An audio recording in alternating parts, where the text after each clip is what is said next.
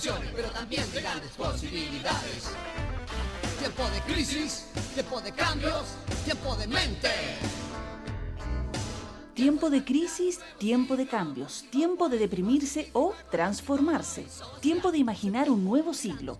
Este es el tiempo. Tiempo de Tomas. Una mirada humanista del acontecer político, social y cultural de Chile y el mundo, con la participación de Fernando García Nadaf, Efrén Osorio y Tomás Hirsch, junto a sus invitados.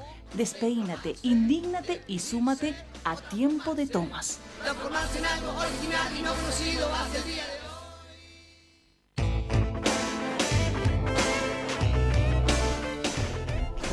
Hola amigos, hola amigas al otro lado de este micrófono.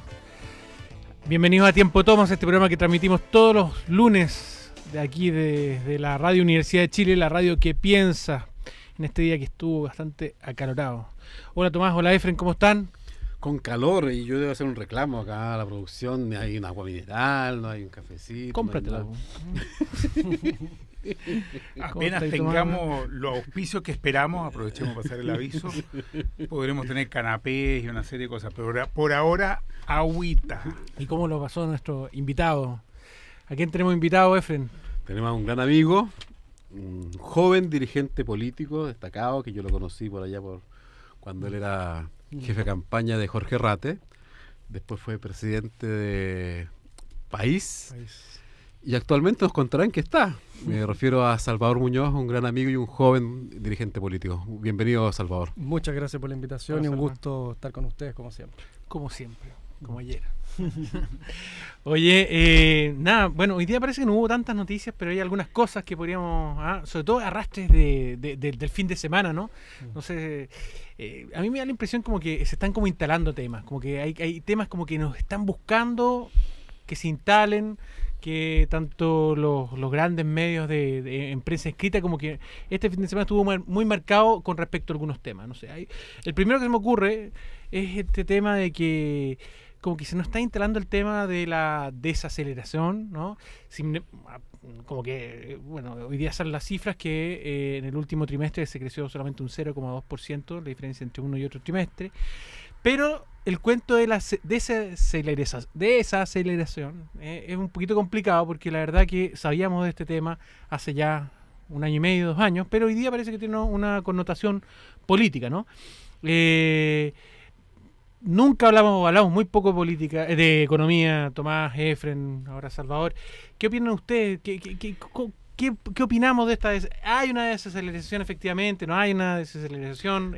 ¿Tiene una Cuando se habla de economía, se tiende a hablar de ciertos actores de la economía. Se tiende a hablar de los grandes empresarios, de las exportaciones, de cifras macroeconómicas, de indicadores de cuenta extranjera, inflación, valor del dólar. Sin embargo, y la desaceleración se mide en función de esos indicadores, y se dice disminuyó el producto, no creció a la velocidad que se esperaba. Sin embargo, hay algunos para los cuales estos indicadores no cuentan jamás y no pueden hablar de una desaceleración particular hoy día. Me refiero a ese millón de personas que vive con el salario mínimo. Para ellos no hay hoy día una desaceleración. Para ellos hay hace mucho tiempo una postergación de sus verdaderas necesidades. Para quienes estaban esperando una reforma tributaria profunda, estructural, en serio, esta desaceleración podríamos decir que empezó hace ya varias semanas, cuando nos encontramos con un gobierno que termina transando con la derecha económica, sobre todo con los grandes empresarios, los términos de esta reforma tributaria. Quiero decirte con esto que, por otro lado, si uno mira las cifras de utilidades que han tenido recién las ISAPRES, que son las más altas en su historia, 60.000 millones de pesos solamente en los primeros meses del año. Si uno mira las utilidades que ha tenido la banca, con más de 3.000 millones de dólares en el primer semestre del año 2014, creo que ellos no tienen absolutamente nada que hablar respecto de desaceleración. ¿Para quiénes se está complicando hoy día la economía? Básicamente para la micro y pequeña empresa, que está teniendo problemas no solo de falta de mercado y de fuerte concentración de mercado, sino que además una muy difícil acceso al crédito. No hay acceso al crédito para la micro y la pequeña empresa. Muchos programas del Banco del Estado, por ejemplo, no están llegando a dónde tiene que llegar. Entonces creo que hay que tener cuidado. Los que se ven más afectados por una crisis económica, pero desde hace muchísimos años, no de ahora, son los que viven del salario mínimo, que se les reajustó ¿cuánto? Un 2% o 3%, que es menos que la inflación esperada. Las micro y pequeñas empresas que no tienen acceso al crédito, y a los que por el otro lado les va excelentemente bien son a los mismos de siempre, a los dueños de la ISAPRE, a los dueños de la AFP y a los dueños de los bancos. Ya, pero ¿cómo impulsar esas pymes, Efren? Si la izquierda llega al poder, Salvador, siempre está el cuento, bueno, si es que queremos impulsar las pymes y la productividad, bueno, es generando condiciones de productividad. Muchas veces la derecha te dice, bueno, hay que bajar los impuestos. ¿Cómo hacer eso, Efren? ¿Qué pasaría si llega la izquierda al poder? Lo primero que hay que decir es que en definitiva es la pequeña y la microempresa la que genera grandes fuentes de trabajo a todo el país. Más del 80%. El 80% más o menos, lo que yo tengo entendido, de los trabajadores está trabajando en una pequeña o microempresa. Y resulta que estas entidades económicas no tienen acceso al crédito, pasan con dificultades porque los pagos que le hacen las grandes cadenas cuando les compran sus insumos son a 90 días y ellos tienen que pagar el IVA al mes siguiente. Entonces hay un modelo empresarial que está hecho para las grandes empresas, para las medianas y grandes empresas, pero ese modelo económico y empresarial es muy difícil para las pequeñas y medianas empresas, para las MIPYMES que se llaman. Y por tanto, si realmente queremos trabajar hacia el interior de la economía del país, uno debiese poner el acento en cómo uno fortalece y cómo uno fomenta la actividad y el emprendimiento de los micro y pequeños empresarios. Y eso es un tema que nunca ha estado presente en el debate. Pero sí, por la parte de la burocracia, por arreglar eso. ¿Cómo? Desde acceso al crédito, importante. Desde el tema impositivo, también muy importante. Entonces, como que acá la SOFOFA se arregla todo por la actividad empresarial de las grandes empresas. Pero el pequeño empresario o el microempresario, la verdad es que siempre la pasa mal y siempre anda haciendo esfuerzo para pagarle a sus proveedores o para pagarle el IVA al Estado. Salva, sí. Tú. Yo creo que, bueno, es muy interesante lo que se ha dicho. Creo que Tomás, además, da en el clavo en el sentido de que hace mucho tiempo que ya nos hemos dado cuenta que todos estos datos macroeconómicos no dan cuenta de la economía real y que hay una distancia abismal entre lo que nos muestran con estos datos macroeconómicos del crecimiento, ahora de la desaceleración, con lo que ocurre realmente en las economías de cada uno de los chilenos. Pero lo segundo, que tiene que ver con la introducción que hizo Fernando, creo que hace rato que estamos en presencia de una operación de los grandes medios, particularmente el Mercurio, la Tercera, de ir generando una sensación ambiente de que hoy día no hay condiciones para que las reformas anunciadas puedan ser llevadas a cabo. O sea, hay un intento por parte de la derecha, los grupos empresariales y también la derecha política y parte de la nueva mayoría, que creo que está muy cómoda con este intento, de que el resultado de las urnas se desconozca con las encuestas y con estos nuevos datos que han ido apareciendo y que en teoría han cambiado el escenario y hacen que el gobierno tenga que ser un poco menos audaz en las reformas que había prometido.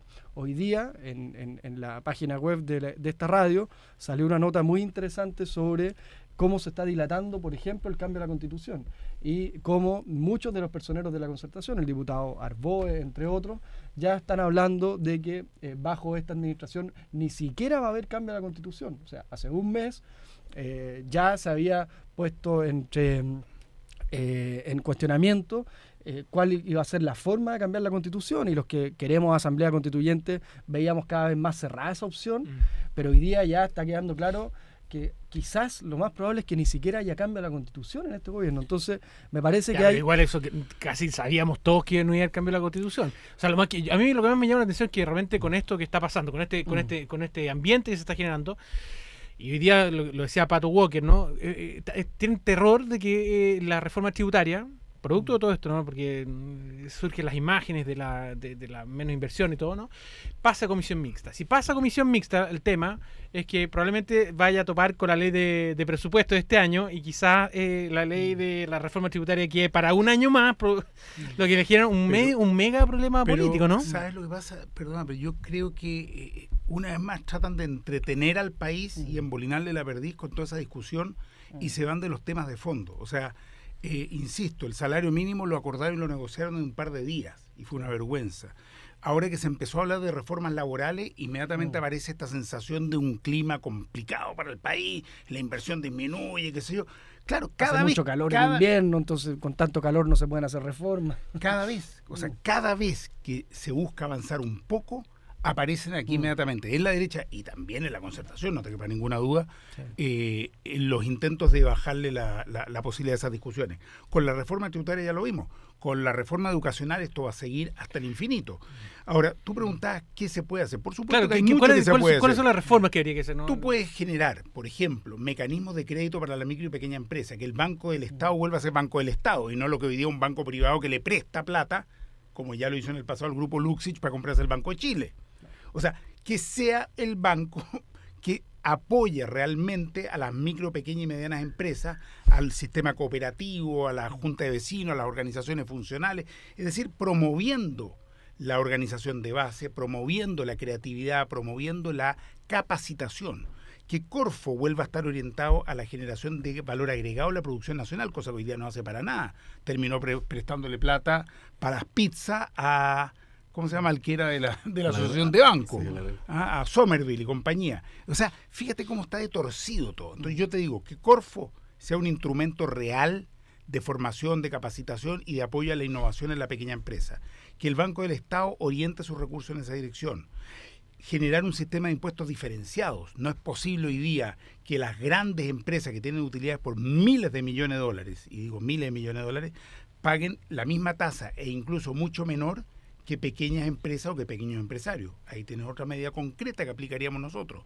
En cuarto lugar, la recuperación de los recursos fundamentales del país, el cobre sobre todo, de tal modo poder disponer de esos recursos para las necesidades sociales del país. Eso reactivaría enormemente. En quinto lugar, que las AFP inviertan sus recursos en Chile y no en el extranjero, de tal modo de fomentar la inversión en construcción, sobre todo, en obras públicas, pagando tasas de interés, pero generando riqueza en el país. En sexto lugar, tener la propiedad participativa de los trabajadores en las empresas, que tengan participación en las decisiones de la utilidad.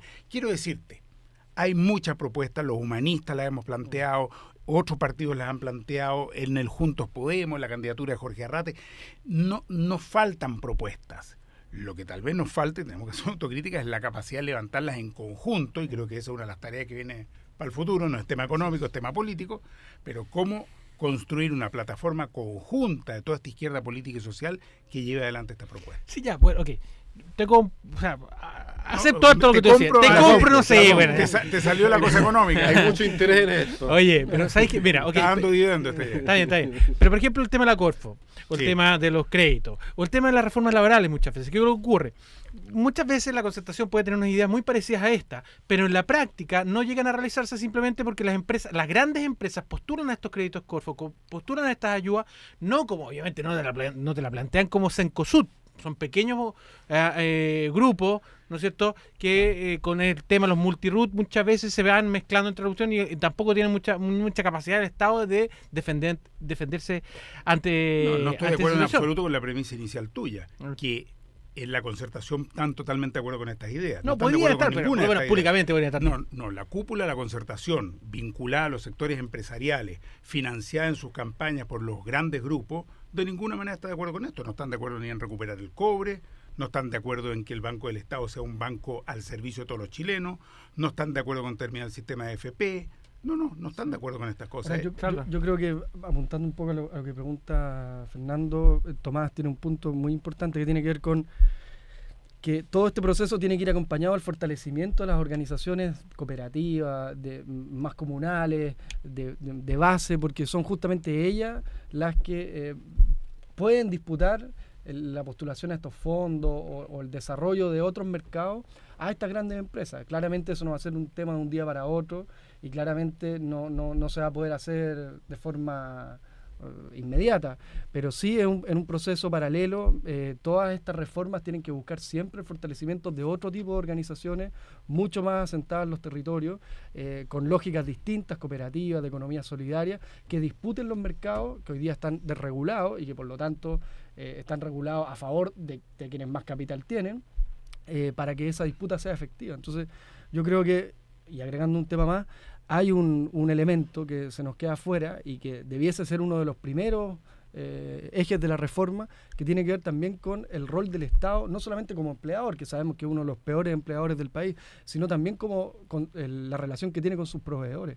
O sea, el Estado hoy día tiene a muchos proveedores a lo largo del país, a través de los municipios, a través de las distintas instancias con las que cuenta, y en eso es súper malo con las pequeñas y medianas empresas. Lo que decía Efren de los pagos a 90, 120 días, no lo hace solamente las grandes empresas del retail o de los supermercados, lo hace también el Estado. El Estado, así es. Y eso afecta claramente en comunas donde la gran fuerza viva de la economía es el Estado a través del municipio, afecta completamente las economías locales. Entonces, junto con fomentar el desarrollo productivo, mejorar las capacidades de crédito de las pequeñas empresas, aumentar la capacitación de los dirigentes y de los distintos trabajadores. Claro, que ese es otro tema, que es un tema muy importante. Muchas veces estas capacitaciones, estos créditos, muchas veces se quedan desiertos, porque los que tienen realmente la capacidad para postular, los que tienen el conocimiento para postular, muchas veces vienen de este mundo más empoderado y los otros tipos no.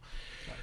Voy a recordar nomás que estamos con Salvador Muñoz, que nos va a contar su proyecto, el proyecto Convergencia Izquierda. ¿En qué anda, Salvador? Pero espera, antes de pasar la pelota a Salvador o a Efren que nos cuente, quiero recordar que en pocos minutos más vamos a abrir los teléfonos para que conversen con nosotros o que le hagan algunas preguntas a Salvador al 2977-1579, voy a repetir, 2977-1579 o el 2977-1580. Y pueden participar con nosotros a través de Twitter en el hashtag Tiempo de Tomas. Y bueno, Efren, recuerda también, ¿podéis recordar por favor nuestras direcciones en Twitter? Nuestras direcciones en Twitter tenemos a @TomasHirsch, HIRSCH, @FGarcián, que es Fernando García, @Salvador Munoz K y @Efren_Osorio, siguiéndonos en el Twitter el hashtag Tiempo de Tomas. Ajá. O TT, pero Tiempo de Tomas. Oye, ¿sabes qué? Pégate un tirón de oreja a la Juanita también, porque no tenemos acá a la Juanita. ¿Dónde está la Juanita? Viene en camino. Viene en camino, porque ¿quién nos va a apoyar? Está todo controlado aquí por Twitter y WhatsApp, está todo controlado. Oye, ¿qué opináis de la CEP, Efren? De la CEP un chiste. Sí, chiste así divertido. Yo creo que fue un chiste. Y hay que recordar quién es la CEP, porque la CEP se transforma como el gran oráculo y que la que marca tendencia. ¿El presidente de la CEP, quién es? No sé, cuéntalo. Era Arturo Fontaine, pero no. No, el presidente. Eleodoro Mate. Parte de los grupos económicos. ¿El vicepresidente de CEP quién es? Cuéntanos. Wolf von Appen. Von Appen es el grupo económico cuyo jerarca dijo hace poco que los chilenos tenían un problema de hambre y que ojalá llegara una crisis. Son dueños, entre otras cosas, de la naviera Ultramar. Sí. Está acreditado por el juez Alejandro Solís de que a través de barcos de Ultramar tiraron cuerpos detenidos desaparecidos al mar. Eso está acreditado. Esos son los dueños de la CEP. Son los dueños de la CEP. Entonces, cuando los medios de comunicación hablan como si fuese el oráculo, como si fuese... Yo la verdad es que digo, acá hay una campaña, acá están vendiendo gato por liebre, porque yo la verdad es que a esos señores no les creo. Ahora, si uno revisa eso, claramente que hay una manipulación. Ellos intentan erosionar y socavar. Yo creo que es cierto que la reforma educacional, por errores no forzados del gobierno, ha perdido cierto apoyo, porque no han sabido... Creo que se plantearon mal. Apareció ante la opinión pública como una especie de amenaza a la educación subvencionada. Actualmente, para los sectores medios aspiracionales, el colegio subvencionado, frente a lo mal que son los municipalizados, aparece como una alternativa real. Y el gobierno no partió hablando de reforzar la educación pública, y ahí la derecha aprovechó fuertemente eso y está metiendo un terror realmente grande, y eso la gente se lo ha ido comprando porque no se sabía plantear bien la reforma. Entonces, en definitiva, la CEP yo no le creo nada, y lo digo así de claro. Y segundo, hay una campaña del terror para manipular la opinión pública. Ahora hay que decir ahí que en el caso de la CEP, aparte de estos dueños un poco siniestros que mencionas tú, el director de la CEP es la parte más insólita de todo. El director de la CEP es Beyer, que fue el ministro de Educación, que terminó con una acusación constitucional, expulsado del ministerio por no fiscalizar adecuadamente. El lucro. Y él hoy día hace las preguntas de la SEP que son tremendamente sesgadas como preguntas. Es decir, la verdad es que recuerdan a una consulta que se hizo en plena dictadura, que la redactó Pinochet de su puño y letra, ¿no es cierto?, que hablaba de defender a Chile y al gobierno institucional, una cosa por el estilo, muy asquerosa. Porque por último con Fontaine uno decía, claro, los dueños son poco transparentes, los dueños de la SEP, pero Fontaine buscaba por lo menos tratar de aparentar una cosa un poquito más decente. Con Beyer ya se perdió incluso el pudor, ¿no es cierto?, y directamente se manipulan las preguntas. Así es que sí, creo que ha perdido toda credibilidad. Mal favor le ha hecho a su mismo sector con esto, porque creo que efectivamente para muchos medios también ha perdido credibilidad. Puedo leer una pregunta que realmente lo encuentro. Dale, el doctor Chapetín dice, una pregunta de la SEP dice, ¿piensa usted que el Estado debiera financiar a las escuelas y liceos municipales y a los colegios particulares subvencionados, o solo debería financiar a las escuelas y liceos municipales, pero no a los colegios particulares subvencionados?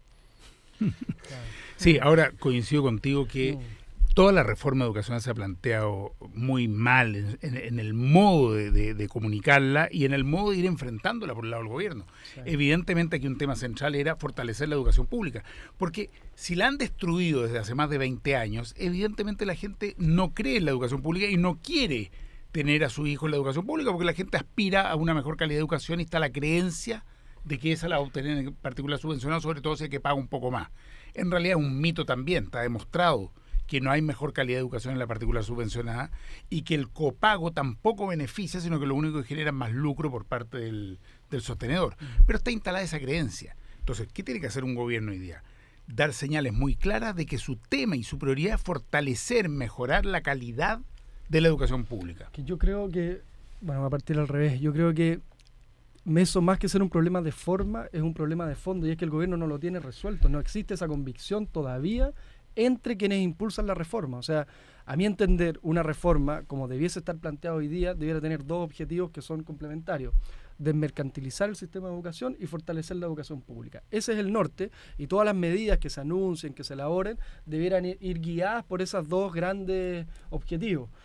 Ahora, el gobierno, mi impresión es que no tiene claridad de que esos son sus objetivos, y lo que presenta son medidas que algunas son contradictorias entre sí. O sea, en las entrevistas que ha dado el ministro Izaguirre nos hemos encontrado con medidas que apuntan a direcciones totalmente opuestas unas de otras. Por un lado, terminar con la selección de una forma, el copago de otra, y nos vamos encontrando con incoherencias internas de la reforma que lo que demuestran es, además de una falta de presentación, de forma, de cómo se le presenta a la ciudadanía esta reforma, también una falta de convicción y de diseño de fondo. Yo ahí estoy de acuerdo, voy a citar a dos personas que no me gustaría citar, pero estoy de acuerdo en esta ocasión.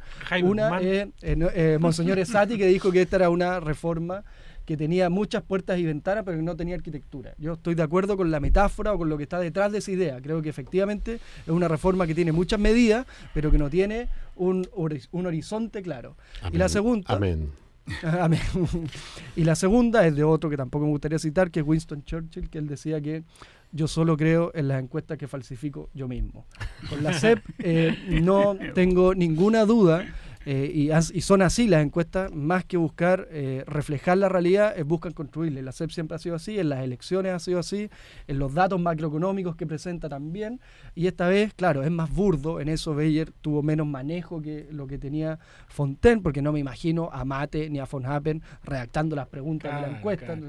Claramente, claro, hay una dirección donde ellos siguen, hay una razón de ser de la encuesta, pero claramente aquí Beyer fue mucho más burdo en la redacción de las preguntas, y se nota que eso atenta contra la propia tradición y el capital que se había construido. Claro, para mí esto es una parte de una guerrilla súper simbólica, súper política, y es normal. A mí no me llama la atención que este tipo de preguntas, ¿no? Porque la verdad que ahora no nos llama la atención, pero realmente todas las encuestas, y no solamente la CEP, también la DIMAR, todas en realidad, lo que hacen es, uno, jerarquizar temas, seleccionar temas, generar tipo de parámetros como tenemos que evaluar el hecho político. Por lo tanto, a mí no me parece tan escandaloso realmente lo que ha hecho la CEP, porque lo ha hecho siempre, y no solamente la CEP, también lo ha hecho la CEP, la DIMAR, todo en realidad, las encuestas funcionan con esa lógica. Solamente le quiero, uno que es más escandaloso, le quiero decir otro, Efren, una pregunta que es más, más que la que tú dijiste. Por ejemplo, preguntaban, ¿está usted de acuerdo o en desacuerdo con que el copago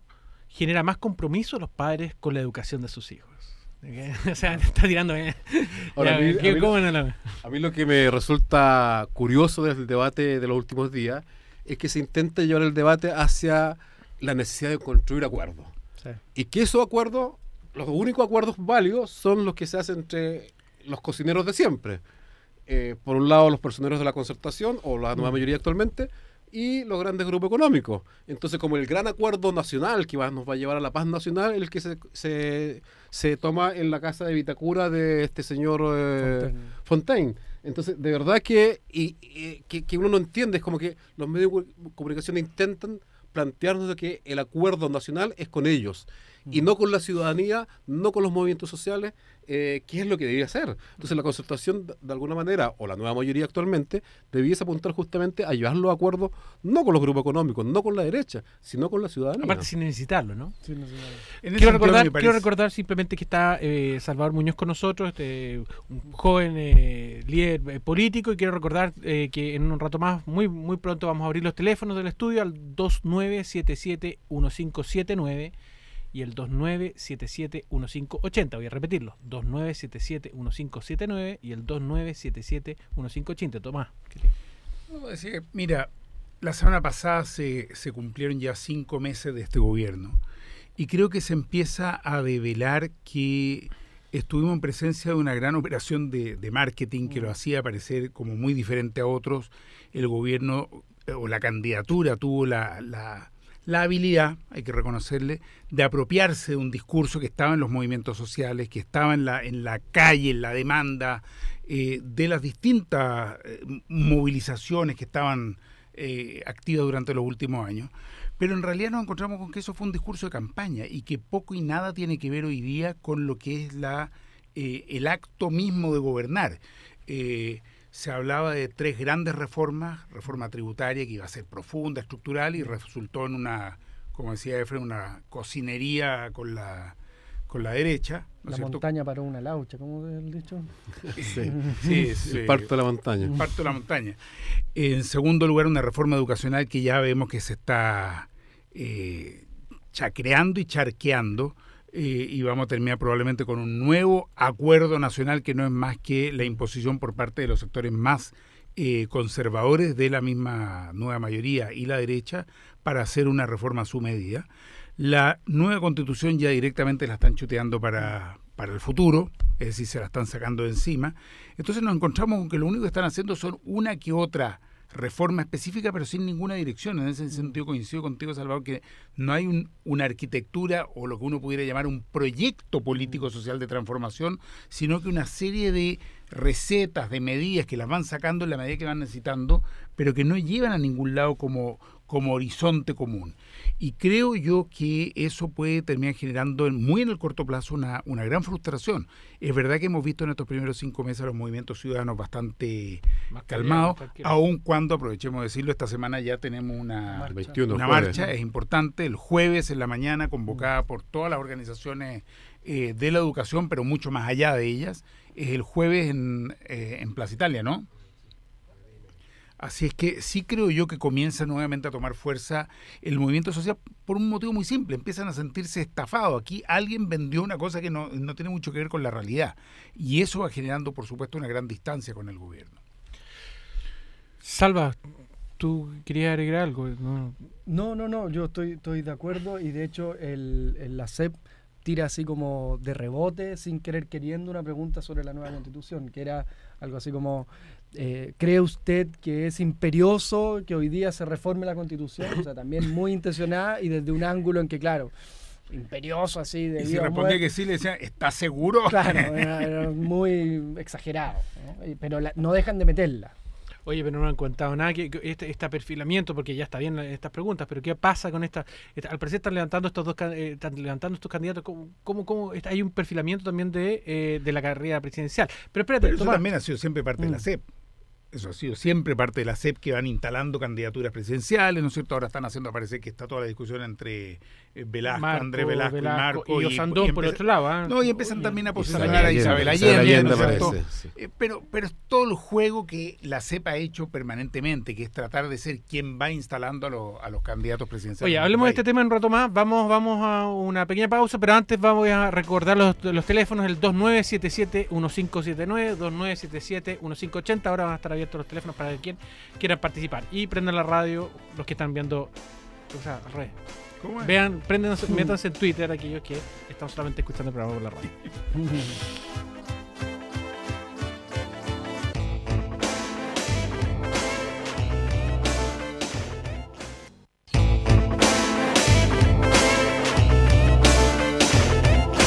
En Radio Universidad de Chile estamos presentando Tiempo de Tomas, una mirada humanista del acontecer político, social y cultural de Chile y el mundo.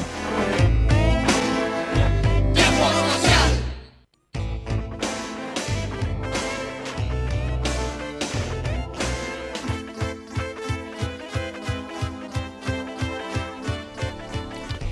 Hola, aquí estamos de vuelta, aquí en Tiempo de Tomas, en la Radio Universidad de Chile, la radio que piensa. Estamos con, bueno, además de Tomás Hirsch, Efren Osorio, estamos con nuestro amigo Salvador Muñoz, que nos va a contar ahora un poquito de su proyecto Convergencia de Izquierda.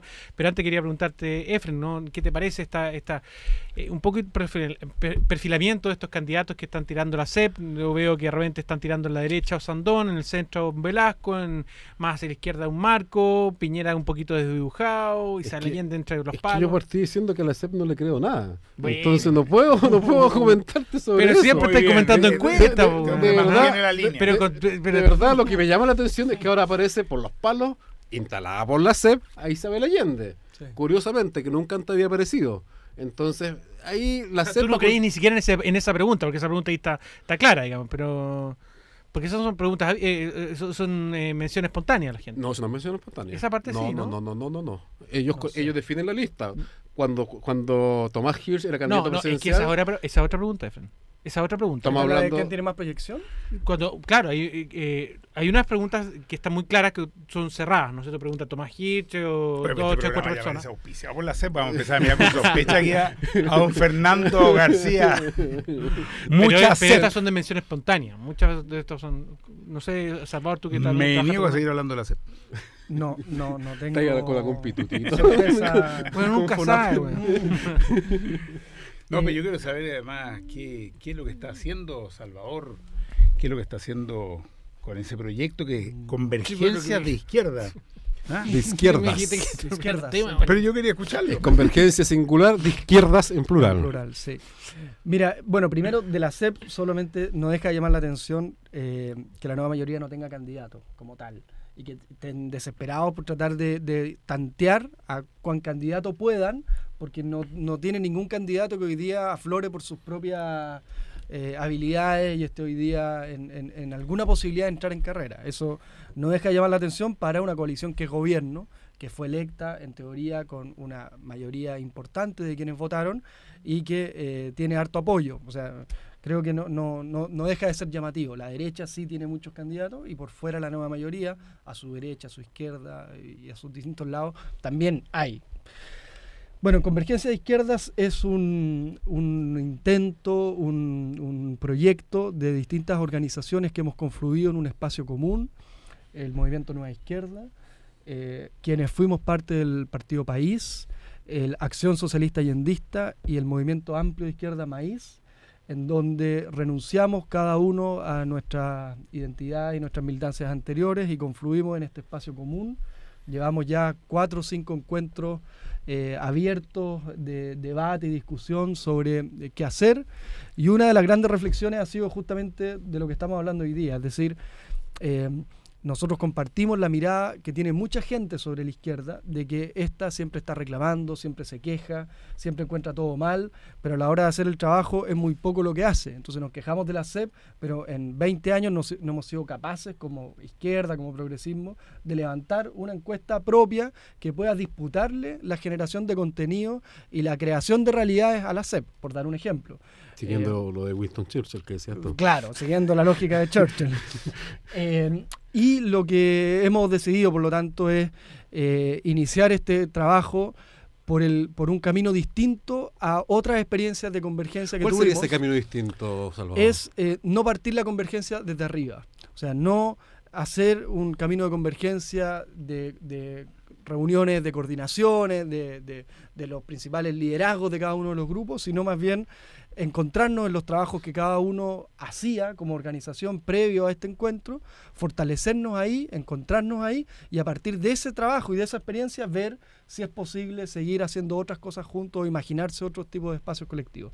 Y hasta ahora nos ha ido bastante bien, se han formado bastantes espacios de intervención territorial en el mundo estudiantil, estamos con el proyecto de crear un centro de pensamiento también que conglomere a distintos profesionales que hoy día forman parte de esta organización. Y eso va bastante bien. El 30 de agosto tenemos nuestro último congreso previo ya a no un congreso, en verdad, a un encuentro, previo a nuestro encuentro nacional, donde pretendemos salir ya con una estructura más sólida, más armada. Y la verdad es que estamos bastante contentos con la gente que ha llegado. Han sido encuentros que han contado con una participación más alta de la esperada. Y creemos que eso pasa no porque sean muy geniales los que convocamos, sino porque esto que conversábamos de que hay una suerte de desazón, de decepción de lo que era este gobierno y de lo que estaba pasando con el momento político. O sea, desde el 2011 muchos, y me incluyo, nos sentimos arriba de la ola de los cambios y en la vuelta del péndulo social de nuevo. Que aquí se iniciaba un nuevo ciclo político, que el movimiento estudiantil lo había logrado. Hoy día Mayol escribió una columna muy valorable desde el punto de vista de la autocrítica intelectual que él hace. Yo creo que merece reconocimiento. Yo también me compré esa tesis el 2011 y creo que hay mucha gente que también lo hizo. Y ver que hoy día el gobierno está sirviendo como un dilatador más de ese proceso de cambio, que los movimientos sociales están a la deriva un poco, sin saber muy bien cómo seguir adelante o cómo retomar la iniciativa, nos ha llevado a muchos a volver a reunirnos con más fuerza, a dar vuelta a la página del fracaso electoral de las últimas elecciones en donde participamos y persistir en este camino que nadie dijo que iba a ser fácil. Y en eso estamos. Oye, Salvador, y la gente que está integrándose viene, por ejemplo, en la última elección, ¿de distintas candidaturas o son todos de la...? No, en la última elección 3 de los grupos, de los 4, participamos en la candidatura de Marcel Clot y un grupo que fue ASA no participó en ninguna candidatura de las organizaciones. El resto que se han ido sumando ya en los últimos encuentros, que han sido algunos independientes, ha llegado gente que estuvo con Marco principalmente y el resto gente que miró con distancia el proceso electoral presidencial al menos, pero que sí apoyó candidaturas como la de Izquierda Autónoma o algunas candidaturas del Todo a la Moneda, por ejemplo, en algunos distritos. Ahora, ¿cuál es el panorama dentro del mundo político de la izquierda? Porque están ustedes configurando el Convergencia de Izquierdas. Sí. Y entiendo que se están formando también otros partidos políticos, o al menos se están organizando como partidos políticos. No sé, Efren, si tú sabes... Está Sembrando Socialismo, que viene la gente de Izquierda Unida, el movimiento de pobladores del sector de Estación Central. Está el sector libertario que anuncia una creación de la izquierda libertaria, todo el sector anarquista, el FEL. Ellos son los que están en la Melissa Sepúlveda, que estuvo acá. Se habla que ellos estarían creando izquierda libertaria. El movimiento patriótico también está creando la izquierda rodriguista y han anunciado que iniciarían el proceso de legalización. Yo creo que es sano y que es bueno. Yo creo que más aún dentro de la reforma al binominal se bajan las barreras de entrada, ojo, y los partidos van a poder legalizarse juntando firmas en una sola región, y si antes exigían el 0,5% del padrón electoral, ahora se va a exigir el 0,25%. Es una de las cosas, a mi juicio, interesante, porque en el fondo lo que le hace falta al país y al sector de la izquierda es que los distintos partidos y movimientos tengan una legalidad, tengan una identidad, y desde ahí empezar a legalizar y saber quién es quién. Porque yo tengo una mirada autocrítica. De alguna manera en nuestro sector somos antropófagos. Es como que el enemigo no está al frente, sino que está al lado. Y resulta que mi aliado de izquierda yo trato de pisotearlo, de anularlo.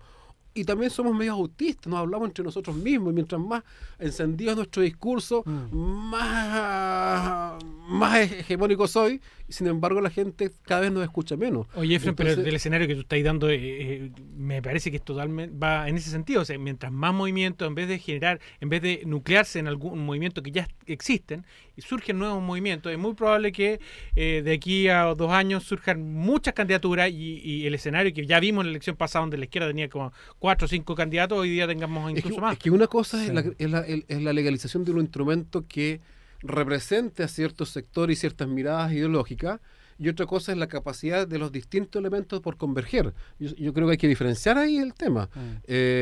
Lo veíamos hoy día en una conversación que yo tuve con los amigos del Movimiento Patriótico. O sea, a mí me parece súper interesante que ellos hagan el intento de legalizar un partido y después poder hablar y conversar y ver cómo podemos de alguna manera converger. Lo mismo ustedes. Yo no sé si se están planteando la posibilidad de legalizar lo que es convergencia de izquierdas. Sí, mira, todavía no es un tema resuelto. Hay distintas visiones y eso forma ya parte de definiciones más avanzadas al nivel en el que estamos todavía. Yo tengo ahí algunos puntos. Yo creo que es importante, y estoy de acuerdo contigo, en que se multipliquen las expresiones políticas y en que un camino fundamental para revitalizar la política, recuperarla, rehabilitarla en Chile, pasa porque la gente tenga más facilidades para organizarse y lo haga. Ahora, también creo, y la elección de Core en eso para mí fue muy, muy importante, en que en un contexto de despolitización como el que estamos, la sobreoferta de candidaturas, de partidos, de expresiones... Atomice mal, claro, claro. Sí, claro, pero puede terminar en eso, ¿no? O sea, el facilitar que cada identidad tenga una organización política también desestimula que hayan espacios de convergencia mayores. Y al menos mi impresión es que hoy día los esfuerzos debieran apuntar más que a consolidar identidades que ya existen y que por lo demás lo único que queda es profundizar esas identidades. Como izquierda lo que debemos buscar es, por el contrario, profundizar identidades más amplias, y por lo mismo nosotros elegimos un nombre que no fuera propio, o sea, que fuera un nombre que invocara un objetivo, pero que a su vez también fuera una especie de misión, algo que no se alcance, pero que sea también transitorio. No quisimos ponerle el nombre el Partido Salvador Allende, el partido, porque eso inmediatamente cierra espacio y define una identidad, y en el proceso de construcción construye hacia una identidad. Nosotros lo que buscamos con este esfuerzo es, dar un paso. No es el definitivo, es un paso transitorio. Creemos que el éxito de esta organización va a estar dado en gran parte porque ojalá en un tiempo más se diluya en algo aún más grande. O sea, si en 4, 6, 8 años más nos volvemos a encontrar y seguimos siendo los mismos 4 grupos que nos juntamos ahora hace poco, y seguimos haciendo lo mismo, ese es el fracaso del proyecto político. Ahora, en ese sentido, Salvador, ¿cómo ves tú la relación entre partidos políticos y movimientos sociales? Pues está claro que históricamente ha habido dificultades, es decir, cuando los movimientos sociales han surgido con fuerza, también ha habido intentos de partidos políticos en la misma izquierda de cooptarlo o de controlarlo, de manejarlo. En el mismo Juntos Podemos hicimos un intento de una participación muy paritaria y horizontal entre movimientos sociales y partidos políticos, y hay que decir que fue muy difícil o no resultó. Es decir, siempre está la tendencia a la cosa hegemónica de algunos partidos políticos, la izquierda. ¿Cómo ves tú esa relación entre partido y movimiento? Es bien complejo porque yo creo que hoy día no hay partidos políticos como tales en Chile, o muy poco, queda muy poco de ellos y se pueden encontrar en algunas expresiones, pero como nosotros nos imaginamos el partido político de masa o de cuadros del siglo XX, hoy día queda muy poco. Quizás el PC lo que más ha mantenido de ese tipo de expresiones, pero queda muy poco. Y movimientos sociales también yo encuentro que hay muy poco en Chile. O sea, si uno empieza a ver por áreas, por temas, uno se encuentra que hay ONG en la mayoría. En el mundo de la diversidad sexual son ONG, en el mundo ambiental son ONG, en el mundo transgénico, animalista, son pequeños grupos, no son movimientos sociales. Y lo que fue más parecido a un movimiento social, que fue el movimiento estudiantil, el 2011, creo que no logró ser movimiento social, terminó encerrado en un movimiento gremial, que hoy día yo creo que es parte de la debilidad, que se quedó solamente en lo educacional y no trascendió ese aspecto de la sociedad. Y por tanto hoy día es muy difícil hablar de partidos políticos y movimientos sociales porque son dos actores que hay que volver a definir, al menos en la realidad en la que nos encontramos. Y cuando logremos hacerlo vamos a poder ver, bueno, cómo convivimos con ellos, cómo nos relacionamos, pero hoy día es muy difícil. Vemos movimientos territoriales, por ejemplo, que uno pudiera pensar que son movimientos sociales, pero tampoco lo son. El movimiento contra la autopista, ¿no? Un movimiento de izquierda, de derecha, es un movimiento que detrás de esa demanda no tiene mucho más tampoco, se resuelve la demanda y no se proyecta. Sí, y por otro lado está el cuento de que los movimientos, o sea, parece que la palabra partido ya empieza a ser una palabra medio obscena, ¿no? Porque nadie quiere nombrar esa palabra, entonces en vez de decir partidos nuevos, empezamos a generar nuevos movimientos, como tú decías, y esos movimientos no están nucleados en torno a un tema, sino que en varios temas, igual que un partido, y además empiezan a postular a cargos de elección popular, ¿no es cierto? O para empezar a usar cargos del Estado. Por lo tanto, están haciendo exactamente lo que hace un partido, pero con el nombre de movimiento. Pero la privatización de la política, o sea, uno ve, por ejemplo, el antiguo rol de los partidos hacían programas. Los partidos hacían hoy día los partidos externalizan todo. El programa lo hace un centro de pensamiento. La campaña la hace una productora.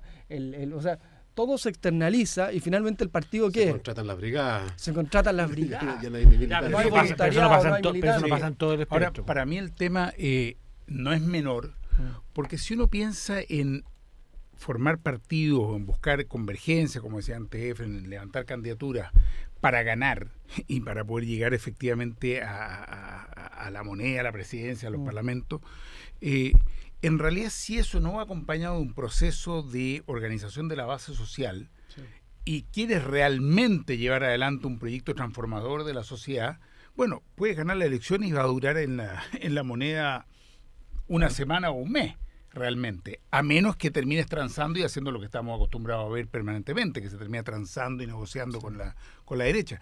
Pero si uno quiere hacer un programa profundamente revolucionario en el verdadero sentido de la palabra, que cambie las estructuras de fondo de la sociedad en lo político, en lo económico, en lo social, el único modo en que puedes hacerlo y que se sustente es contando con una base social muy sólida y muy organizada y con gran capacidad de movilización y de organización, cosa que hoy día evidentemente no existe. Yo quiero leer unos tweets que han llegado de Cali Fulicán. Cal Fulicán. Dice, la única forma de usar el sistema institucional es solo para cambiarlo completamente. No se puede hacer una asamblea constituyente negociada, ni menos liderada por el duopolio Alianza Nueva Mayoría. Y por último, plantea, es el pueblo como poder constituyente el que debe liderar un cambio social. En línea con Convergencia. Saludos a Cal Fulicán. Saludos a Cal Fulicán. ¿Está en línea con lo de Convergencia? Sí, o sea, sí, yo insisto, hay un montón de definiciones que son más avanzadas del momento en el que estamos y que yo me arrancaría con los tarros si dijera esta es nuestra línea en cada uno de los temas porque no ha sido así. Pero claro que en lo grueso nosotros estamos por la creación de un frente alternativo al duopolio. Creemos y coincido plenamente con Tomás que la única forma de que ese frente sea viable en la concreción de sus objetivos es que lleve adelante un proceso de articulación y de construcción de fuerza social. ¿Cómo se hace ese trabajo en base social? Porque tú decías, al parecer, el camino que tú has planteado no es a través de ONG, ¿no? ¿Cómo se hace sin actuar con la lógica del partido, ¿no? Se llega a las villas, a los barrios. ¿Cómo lo están viendo? No, mira, la receta no la tenemos, porque si la tendríamos probablemente estaríamos en otra posición de poder en el país.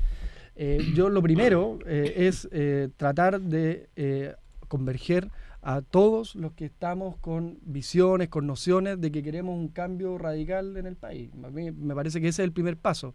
20 cabezas piensan mejor que una y 100 piensan mejor que 20. Por tanto, lo primero es hacer esfuerzo por poner lo central, lo que los une, por delante de lo que nos divide y lo que es accesorio.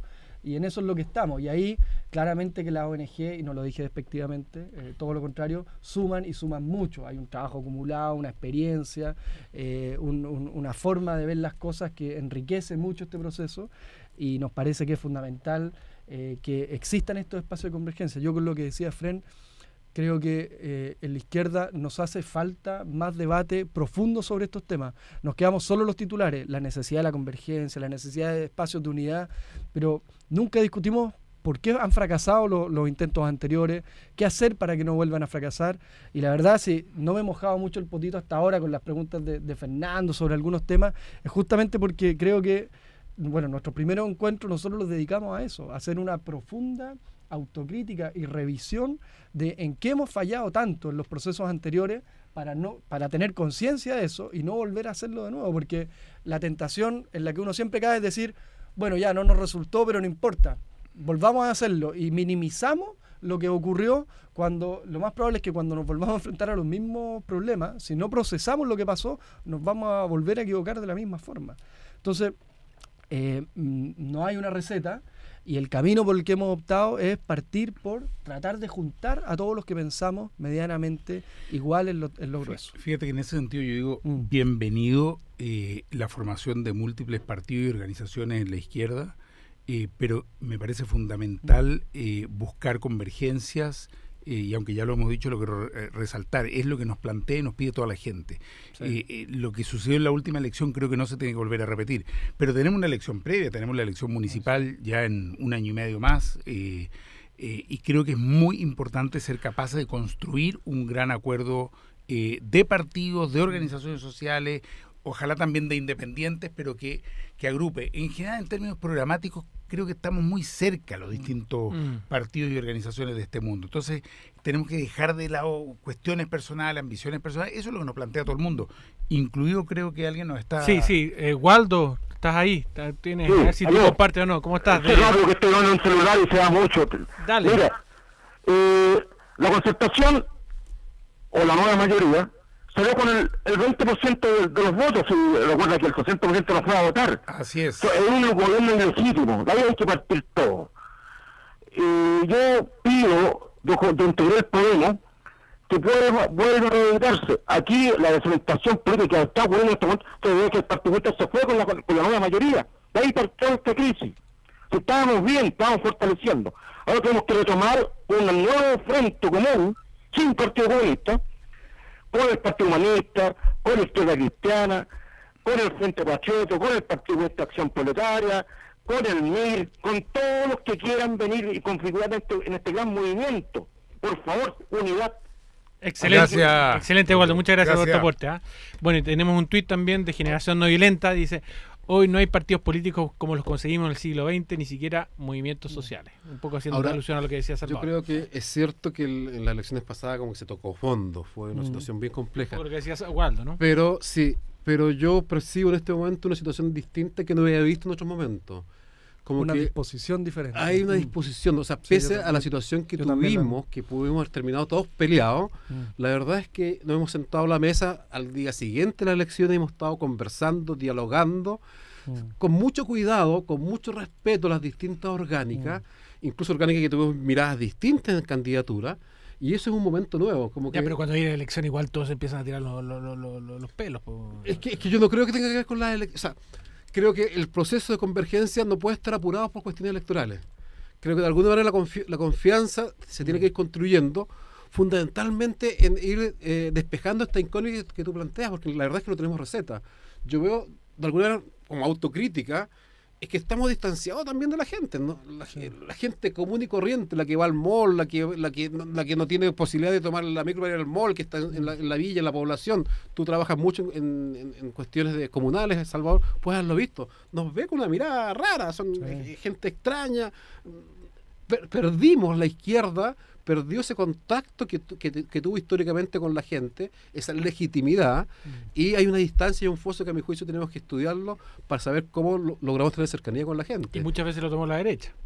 O sea, la U hizo un trabajo de base financiado, lo que tú quieras, pero yo vi cómo partió Pablo Longueira en San Bernardo con sus Max Cuore y lo que fue pasando, cómo fueron formando gente, cómo fueron generando su red de pobladores. Y ellos se la jugaron desde su punto de vista, desde su ideología que yo no comparto, pero tuvieron un espíritu misional para ir a ganarse la población. Ahora es importante, lo que decía Tomás para mí es clave, porque a diferencia de la derecha, el desafío nuestro es mucho mayor, porque la derecha, el desafío que tiene hoy día es, bueno, volver a ponerse de acuerdo, volver a definir prioridades para el periodo y listo, empezar a trabajar detrás de eso. El problema nuestro es que la única forma de que nuestro proyecto de transformaciones sea viable es que reconstruyamos la política, o que rehabilitemos la política, Así que es. recuperemos la política.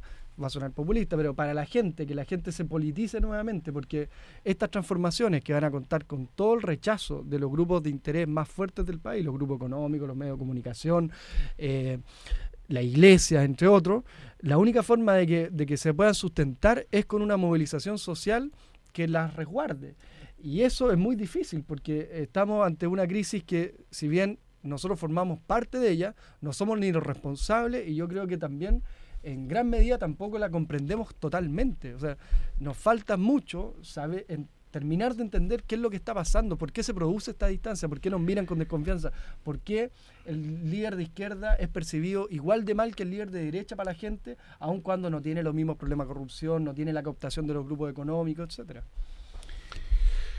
Mira, Toma, último, que está sí, muy breve. Creo que tenemos efectivamente un desafío grande. Si tú me preguntas a mí, hacia un próximo gobierno, la gran tarea es una asamblea constituyente, porque en este gobierno evidentemente no va a haber nueva constitución, pero una asamblea constituyente también tiene que ser traducida y tiene que permitir que la gente se sienta cercano a lo que significa. Mucha gente te dice, bueno, si yo tengo que trabajar igual, es que tiene que ver una nueva constitución con derechos fundamentales, tiene que ver con la recuperación de nuestra agua, de nuestro cobre, con el sistema previsional, con la salud, con la educación. Yo creo que el eje central del programa es una asamblea constituyente. ¿Qué tiene que ver con la politización de la sociedad que decía? Bueno, muchas gracias, Salvador, por estar acá. Mucha suerte en el proyecto de Muchas Convergencia, gracias a ustedes. que tiene una página de Facebook. Sí, Convergencia de Izquierdas en plural. Ya, pues, para que Y le ya se contacten. nos fue el programa, seguro que fue una hora, se nos fue ya. No, pues que Bueno, entonces nos vemos el próximo hablaste lunes. mucho, Muchas Poto. gracias, Próximo Salvador. lunes. Muchas Acá gracias a nos ustedes, encontramos. como siempre.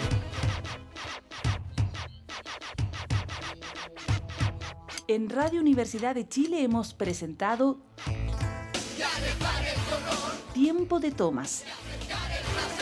Una mirada humanista del acontecer político, social y cultural de Chile y el mundo, con la participación de Fernando García Nadaf, Efrén Osorio y Tomás Hirsch junto a sus invitados. Nos encontramos el próximo lunes a las 8. Despeínate, indígnate y súmate a Tiempo de Tomas. ¡Hey!